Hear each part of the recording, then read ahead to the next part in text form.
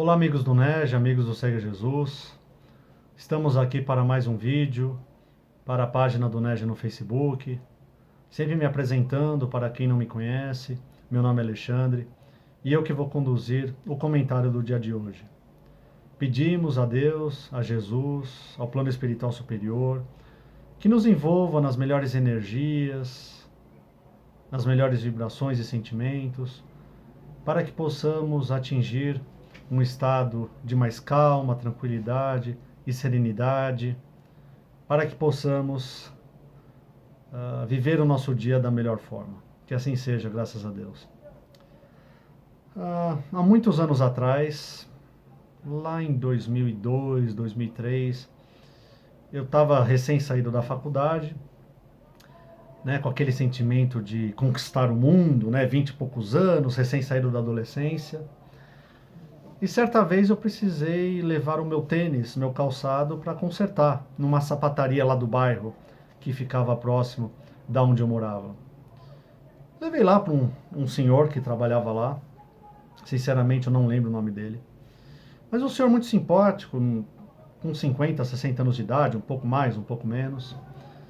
Levei lá o tênis para fazer um conserto, que, sei lá, ficou 30, 40 reais na época. Papo vai, papo vem. Aquele conversa de elevador, né? Passar o tempo. Né? Ele virou para mim e falou: ó, há mais de 30, 40 anos que eu trabalho aqui, nessa mesma sapataria, fazendo o mesmo serviço. Criei todos os meus filhos assim. E ó, sou muito feliz. Sou muito feliz, sou realizado. Algo nesse sentido, né? E eu lembro que aquilo me impactou, porque aos meus olhos, na época, ele estava numa profissão simples, né? É óbvio que todas as profissões, todos os trabalhos, todos os serviços são igualmente valiosos, igualmente importantes, né? Todo o trabalho é digno, sem exceção.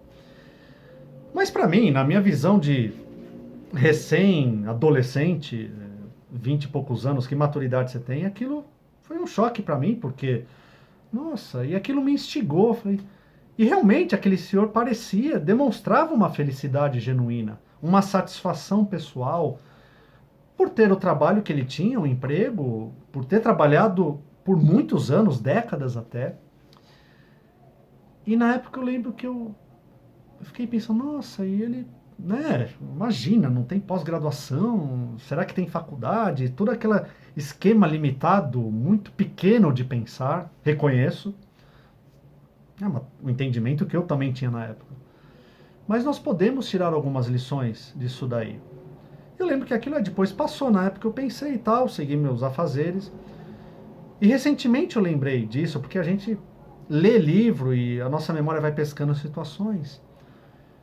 E que lição de vida que aquele senhor me passou, e permitam-me com toda a humildade passar para vocês também essa história. Que muitas vezes nós buscamos esse senso de realização pessoal, essa satisfação, sempre em coisas que nós achamos que se a gente realizar vai nos trazer satisfação e felicidade. E foi passado para nós e nós introjetamos a ideia, muitas vezes até com as melhores das intenções, que nós devemos fazer coisas absolutamente incríveis, extraordinárias, sermos destaques, fazermos o diferencial, sermos melhores que os outros, nos destacarmos, destacarmos, destacarmos. E aquele senhor não estava competindo com ninguém. Ele estava simplesmente aproveitando a vida, fazendo o melhor que ele podia, trabalhando com honestidade, com afinco, usando sua aptidão, exalando satisfação, contentamento. Não devia ganhar muito, mas o que é o muito? Tudo é relativo. E nós vamos perdendo conforme nós desenvolvemos a idade adulta, chegamos à idade adulta, a visão e um sentimento de satisfação da vida normal que nós temos. Porque nós queremos ter uma vida extraordinária, incrível, espetacular. E nós aqui, hoje em dia, com a nossa vida online, que nós temos YouTube, Facebook, Instagram, que aos nossos olhos todas as outras pessoas têm vidas absolutamente incríveis, extraordinárias. E muitas vezes chegam mensagens até nós, inclusive de autoajuda mesmo, de que nós devemos ter uma vida brilhante, incrível e maravilhosa. Veja bem, nós podemos e devemos, a questão é, sermos felizes com a vida comum que nós temos. A felicidade está em nós desenvolvermos um olhar extraordinário para os fatos comuns da nossa vida, que com os anos foram se perdendo.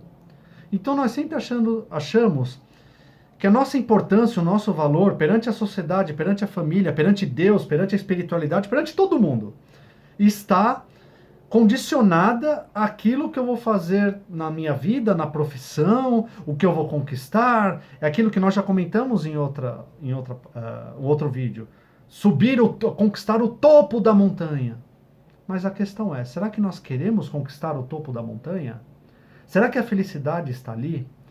Será que a vida não quer nos mostrar que nós devemos começar a desenvolver um senso de satisfação e valorização pelos eventos extraordinários que acontecem na nossa vida comum e que a gente não percebe?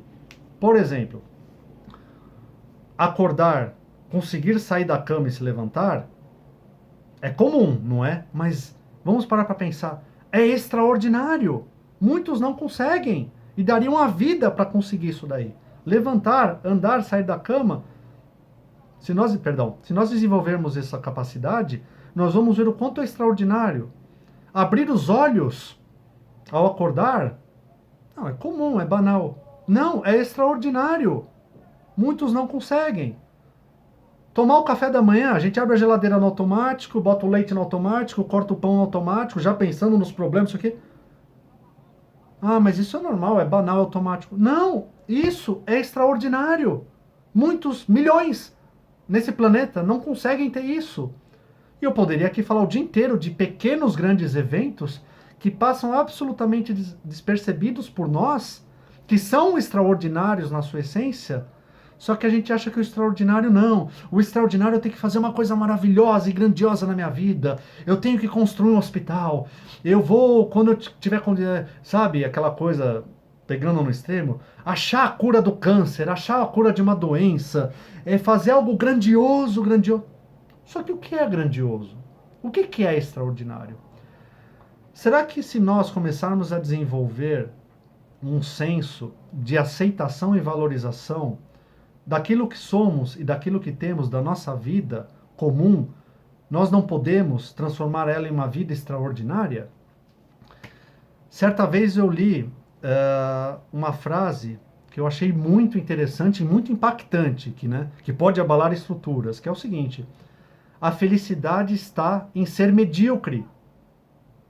Uau! Imagina, que heresia! Na sociedade competitiva que valoriza o mais, o melhor, o topo, né, o destaque, você superar os outros, você vencer falar uma bobagem dessa, a felicidade está em ser medíocre? Calma lá. Medíocre, essa palavra mediocricidade, medíocre,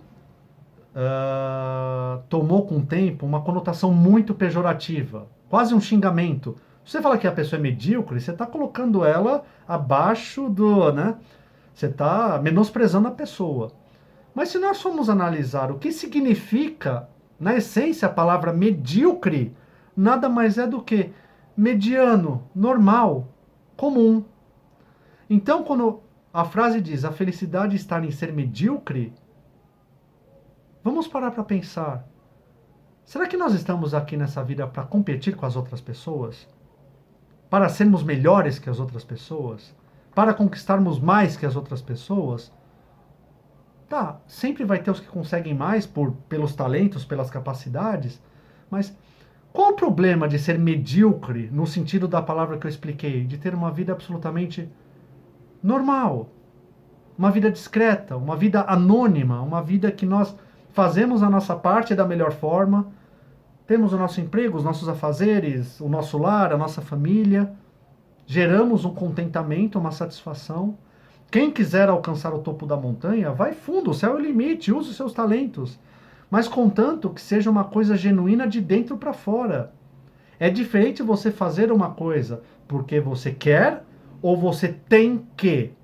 Infelizmente, a grande maioria faz as coisas na vida porque lá no fundo, no inconsciente está gravado: eu tenho que, eu preciso que, e não eu quero.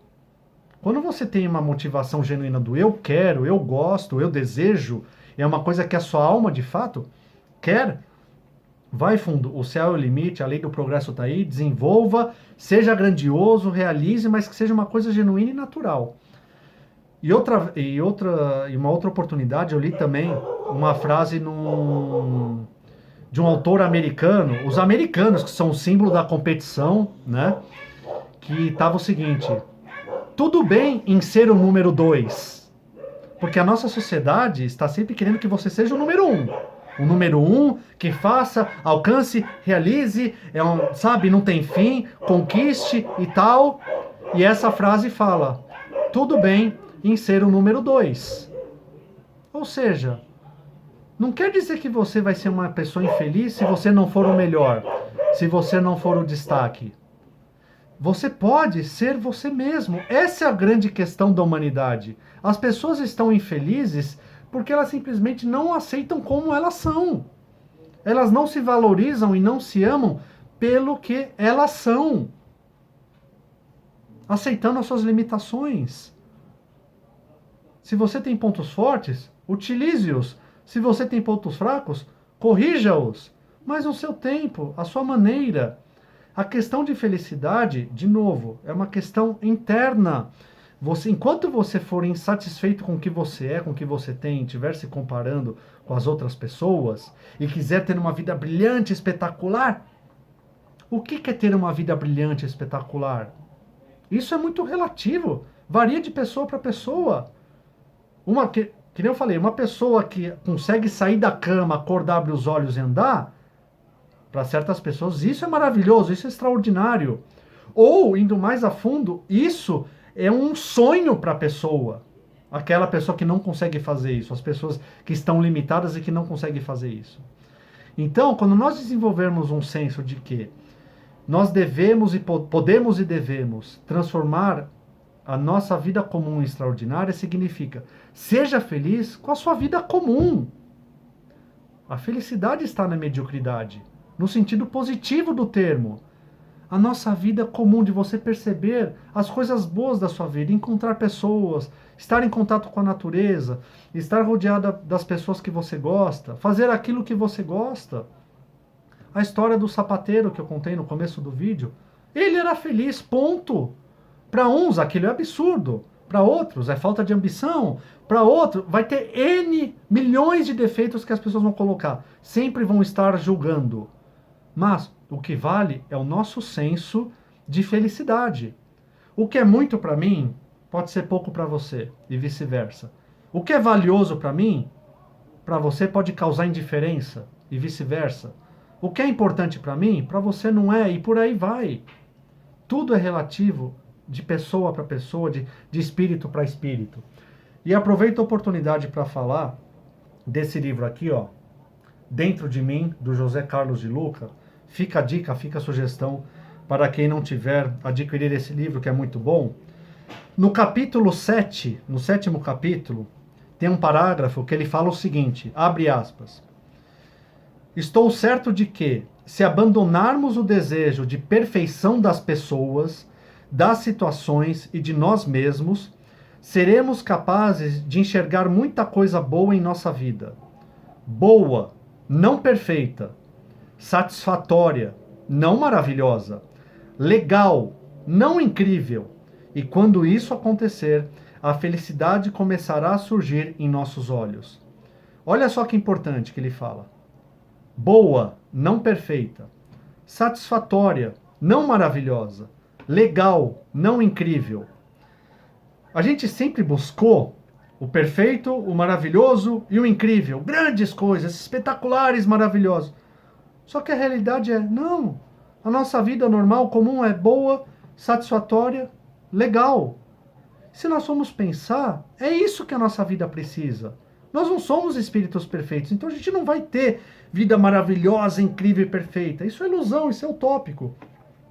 Então vamos nos contentar genuinamente, entender a profundidade disso, de que nós seremos e podemos e devemos ser felizes tendo uma vida boa, satisfatória, legal, em todas as áreas da nossa vida, em tudo aquilo que realizamos. Nós temos padrões e preconceitos e rótulos formados que vai sendo passado de geração a geração, né, dos nossos familiares, antepassados, enfim, as nossas ideias, né? E muitos acabam passando isso para os filhos e para os descendentes. Quem nunca falou ou não ouviu falar, a pessoa fala, mas eu sei o que é melhor para tal pessoa, para ele, para ela, seja quem for. Eu sei o que geralmente, né, os pais falam para os filhos com a melhor, com todo amor e carinho, com a melhor das intenções. Mas se nós formos analisar espiritualmente, será que nós sabemos mesmo o que é melhor para aquele espírito? Nós temos todo um plano feito, né? Vai seguir essa profissão, essa faculdade, esse emprego, esse estilo de vida. E se o nosso filho, nossa filha, ou quem quer que seja, chega e fala assim, ó, quero abandonar tudo isso, quero fazer artesanato, vender artesanato, quero ser feliz em tal cidade. Ou se abandonar a faculdade de medicina, direito, engenharia e quiser vender coco na praia. Nós vamos ficar profundamente afetados e nós vamos falar a famosa frase: não, eu sei o que é melhor para você, você não vai fazer isso. Não estou julgando, não estou falando o que é certo ou o que é errado.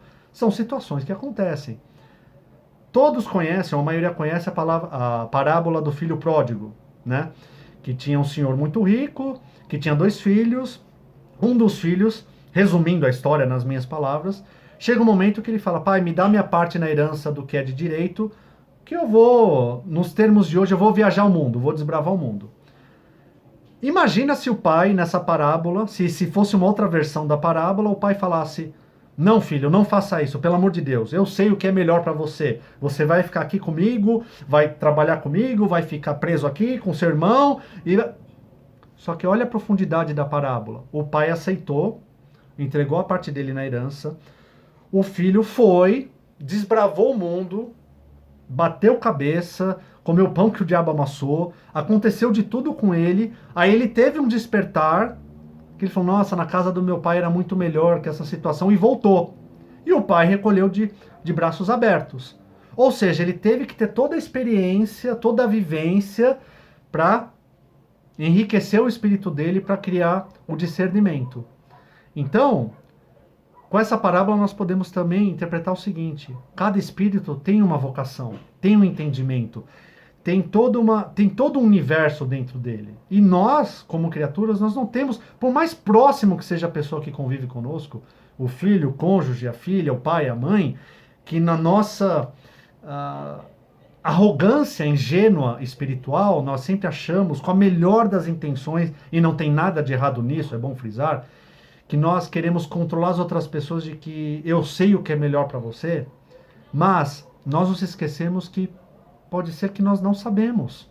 E geralmente é o que acontece. O espírito precisa muitas vezes passar por experiências e seguir aquela vocação, né? Seja profissional, estilo de vida, enfim. Isso é só para nós refletirmos. Então, se nós começarmos a desenvolver uma aceitação por aquilo que somos, transformarmos a nossa visão do dia a dia, como o De Luca falou, pararmos de procurar a perfeição nas situações, nas pessoas e principalmente nós mesmos, nós vamos começar a desenvolver a felicidade. Então, a vida extraordinária que a gente tanto busca já está acontecendo à nossa volta, nos pequenos, grandes eventos.